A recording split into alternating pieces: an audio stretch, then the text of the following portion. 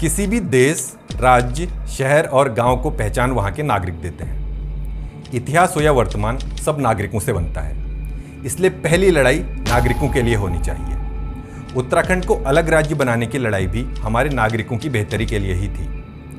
अलग संस्कृति और भूगोल का संरक्षण इसका एक छोटा सा हिस्सा थे, जबकि बड़ा संघर्ष यह था कि नागरिकों को बेहतर शिक्षा, स्वास्थ्य और रोजगार के मौके मिलें। यदि बदलाव सिर्फ राजनीतिक या सामाजिक भूगोल बदलने से आ जाते तो हमारे राज्य में शिक्षा, स्वास्थ्य और रोजगार की सुविधाएं बद से बदतर नहीं होती। गैरसैंण का आंदोलन जरूरी है, लेकिन हमारी प्राथमिकता कर्णप्रयाग का आंदोलन होना चाहिए। बीते दिनों हुए इन दोनों ही आंदोलनों में हजारों लोग थे, लेकिन गैरसैंण आंदोलन की मांग राजधानी थी और कर्णप्रयाग की महज एक अस्पताल। राज्य के नेताओं और नागरिकों की मानसिकता बदलने के लिए कर्णप्रयाग जैसी सुविधाओं का हल पहले होना चाहिए, नहीं तो गैरसैंण विधानसभा में बैठकर भी विधायकों के वेतन भत्ते बढ़ने जैसे ही फैसले होंगे और नागरिक फिर से ठगा महसूस करेंगे। आज के वीडियो में हम समझेंगे कि आज के दिन हमारे राज्य के लिए गैरसैंण राजधानी से जरूरी क्या है। नमस्कार, मैं मंजुल और आप देख रहे हैं काफिल ट्री लाइव। उत्तराखंड भले ही देश का एक छोटा राज्य है, लेकिन इसकी पहचान बहुत बड़ी है। अपने हक के लिए सड़कों पर लड़ना हो या देश के लिए सीमा पर खून बहाना, पहाड़ियों की बराबरी कोई नहीं कर सकता। आज़ादी के बाद हुए बहुत से आंदोलनों में हमारा राज्य अगुवाई कर चुका है। इसके बावजूद हमारे नागरिक मूलभूत सुविधाओं के लिए भी जूझ रहे हैं। अतीत को बहुत न कुरेदते हुए हाल फिलहाल में आते हैं। ये हमारा दुर्भाग्य है कि हिमाचल की तरह राज्य की नींव पड़ते समय यशवंत परमार जैसा पहाड़ की रगों में बसा हुआ नेता हमें नहीं मिला। एनडी तिवारी जैसे विकास पुरुष जरूर थे, लेकिन उन्होंने भी राज्य से ज्यादा अपनी राजनीतिक हदों की परवाह की। हम अभागे रहे कि विपिन त्रिपाठी, इंद्रमणि बडोनी जैसे पहाड़ को जीने वाले नेता राज्य को नवजात ही छोड़कर चले गए। ये लोग होते तो शायद इतिहास की तरह हमारा वर्तमान भी समृद्ध होता। राज्य बनने के बाद लखनऊ से हाके जाने वाले उत्तराखंडियों की किस्मत दिल्ली के हाथ चली गई। दिल्ली से भेजे गए बिना रीढ़ के मुख्यमंत्रियों को गैरसैंण बैठाओ या देहरादून, हासिल शून्य ही होगा, जैसे अब तक होते आया है।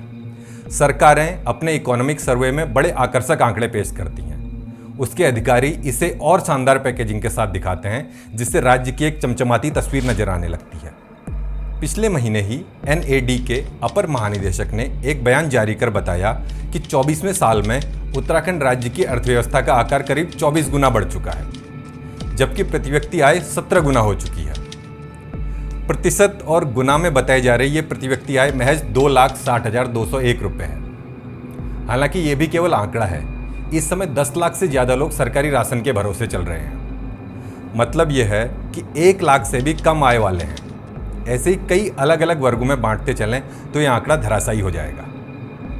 आंकड़े ये भी बताते हैं कि उत्तराखंड में बेरोजगारी दर में भी कमी आई है। साल 2021-22 में राज्य में बेरोजगारी दर 8.5% के करीब थी, जो कि साल 2022-23 में घटकर लगभग 5% रह गई है। लेकिन धरातल पर सरकारों के दावे हकीकत से कोसों दूर होते हैं। सरकारी विभाग सेवायोजन कार्यालय का डाटा बताता है कि राज्य में पिछले 5 सालों में महज 17,000 युवाओं को रोजगार मिल पाया है, जबकि बीते 5 सालों के अंदर पंजीकृत बेरोजगारों का आंकड़ा 9 लाख के करीब पहुंच गया है। जिन्हें रोजगार मिला है उनमें भी कोई ऐसी नौकरी नहीं है जिसे सम्मान से किया जा सके। नई संस्कृति के अनुसार अब सम्मान से की जाने वाली नौकरी का नियुक्ति पत्र या तो मंत्री या फिर मुख्यमंत्री ही जारी करते हैं। ये हाल तब है जब राज्य के सरकारी विभागों में इस समय 68,586 पद खाली पड़े हुए हैं। क से लेकर घ वर्ग तक तमाम पद खाली हैं। उत्तराखंड में रोजगार के बाद पलायन की प्रमुख वजहों में शिक्षा और स्वास्थ्य हैं। इसमें भी सरकारी घोषणाएं तो बहुत आकर्षक हैं, लेकिन आंकड़े बड़े डरावने हैं। राज्य में सबसे ज़्यादा जो पद खाली हैं वो स्कूलों में हैं। प्राथमिक के 11,418 और माध्यमिक के 8,130 पद खाली हैं। सरकारी स्कूलों में प्रधानाचार्यों के 1,386 में से लगभग 941 पद खाली हैं। पहाड़ों में विशेषज्ञ डॉक्टर्स की संख्या 0 के करीब है। पिथौरागढ़ जैसे जिले से ENT का इलाज कराने के लिए भी लोगों को हल्द्वानी आना पड़ता है। न्यूरो हार्ट का इलाज तो सपना जैसा है। ये कुछ आंकड़े हमने केवल और केवल इसलिए सामने रखे हैं ताकि यह प्राथमिकता तय हो लड़ाई कहाँ से शुरू होनी चाहिए, कर्णप्रयाग से या गैरसैंण से। आंकड़े बताते हैं कि राजनीतिक भूगोल बदलने से नियति नहीं बदलती। ऐसा होता तो 24 साल में ये दुर्गत नहीं हुई होती। नियति बदलने के लिए मानसिकता बदलनी जरूरी है और मानसिकता बदलने के लिए संघर्ष जरूरी है। ऐसा संघर्ष जिससे राज्य का हर नागरिक जुड़ा हो, ऐसा संघर्ष जिससे व्यक्ति विशेष के नहीं हर नागरिक के हित सत्य हों। ये संघर्ष संसाधनों की लड़ाई से ही पैदा होगा।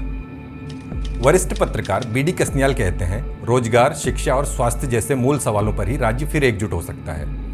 पूरे राज्य को जोड़ने के लिए संसाधनों को समृद्ध करने की लड़ाई लड़नी होगी। यहाँ सफलता पाने का मतलब होगा स्वाभाविक रूप से सत्ता में जनता का दखल मजबूत होना। इसी लड़ाई से फिर निकलेंगे विपिन त्रिपाठी और इंद्रमणि बडौनी जैसे नेता।